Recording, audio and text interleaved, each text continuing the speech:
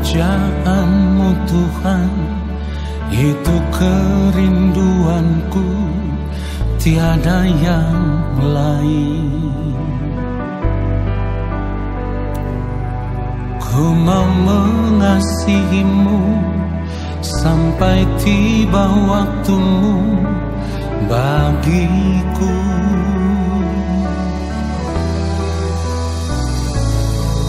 Menghormatimu Tuhan dengan segenap jiwaku selama ku hidup. Ku mau jadi anakmu yang taat dan setia selamanya. Ku mau seperti Yesus, ku mau seperti Yesus. Selama hidup hanya melakukan kehendak Bapa. Ku mau seperti Yesus, ku mau seperti Yesus. Senangkan hati Bapa, hidup menjadi berkat, memuliakan namanya.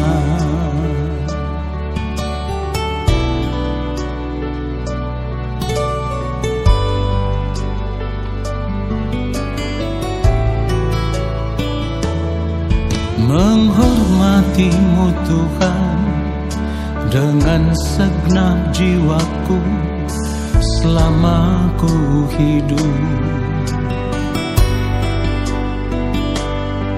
Ku mau jadi anakmu yang taat dan setia selamanya.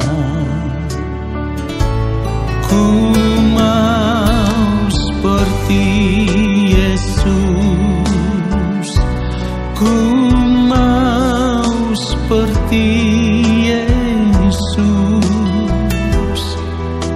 Selama hidup hanya melakukan kehendak Bapa. Ku mau seperti Yesus, ku mau seperti Yesus.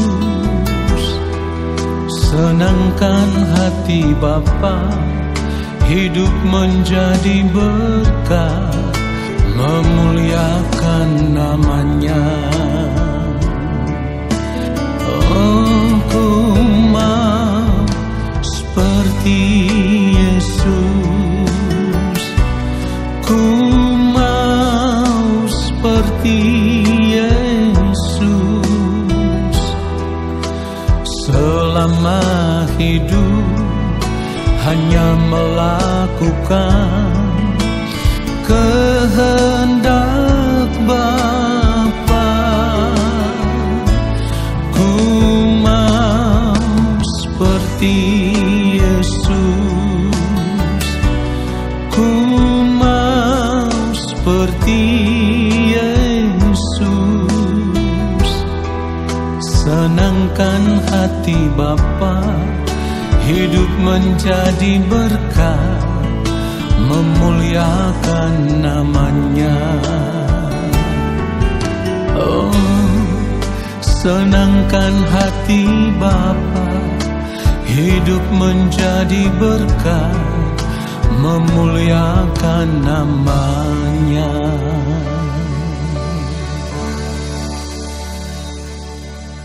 Mari kita siapkan hati kita.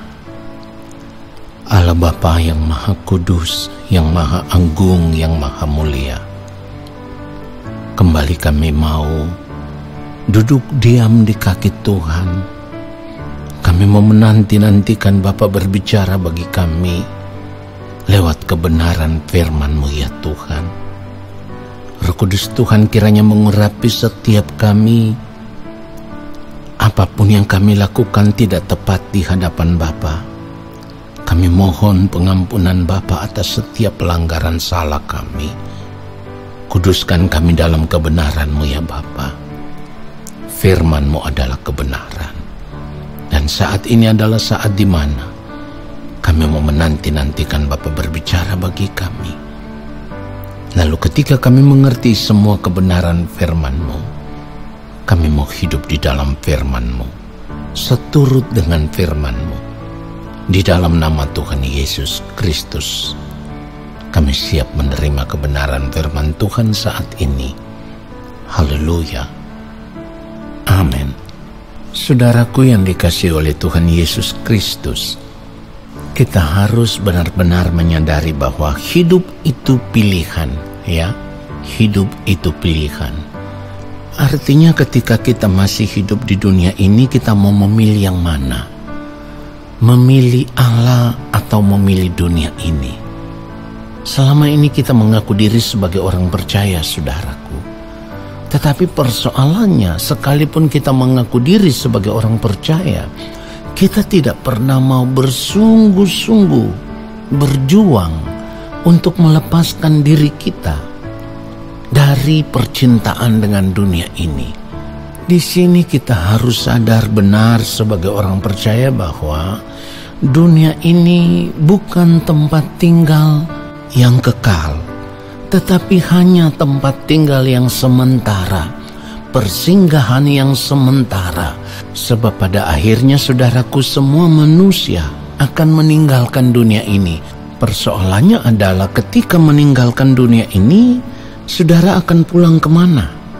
Ya, sebagai orang percaya selalu berkata bahwa kami punya pengharapan pulang ke rumah Bapa. Tetapi ingat baik, untuk pulang ke rumah Bapa itu ada syarat. Ya, saudara tidak salah dengar. Saya katakan ada syarat yang harus kita penuhi. Dan syaratnya itu adalah kehidupan kita harus benar-benar ditemukan sebagai pribadi yang berkenan di hadapan Allah. Jika tidak, maka kita tidak akan mungkin bisa diterima di dalam rumah Allah Bapa di sorga. Oleh sebab itu kita harus berjuang sungguh-sungguh selama kita masih hidup di dunia ini. Orang percaya selalu digambarkan sebagai orang yang beriman. Tetapi ingat baik, iman itu bukan sekedar percaya mengaku dengan mulut saja, ya, percaya dengan hati, tidak. Iman itu yang selalu sudah saya katakan penurutan akan kehendak Allah. Jadi sebagai orang percaya kita harus hidup menuruti akan kehendak Allah, melakukan kehendak Allah. Jika tidak, maka kita tidak percaya kepada Allah, sekalipun kita mengaku, ya, kita mengaku diri sebagai orang percaya. Persoalannya adalah apakah Allah juga melihat bahwa kita benar-benar percaya kepada Dia. Nah, saudaraku, percaya yang benar itu atau iman yang benar itu harus seperti iman Abraham, ya. Ada tindakan. Ketika Allah memanggil Abraham keluar dari negerinya, Abraham sudah memiliki kehidupan yang nyaman saat itu, saudaraku. Tetapi karena Allah memanggil Abraham keluar, melepaskan diri dari segala apapun yang dia miliki. Bahkan pada puncaknya, Abraham rela memberikan milik kesayangannya, anaknya satu-satunya, untuk dipersembahkan sebagai korban. Ketika Allah berkata, Abraham, serahkan anakmu, Abraham benar-benar taat. Abraham benar-benar patuh terhadap apapun yang Allah perintahkan.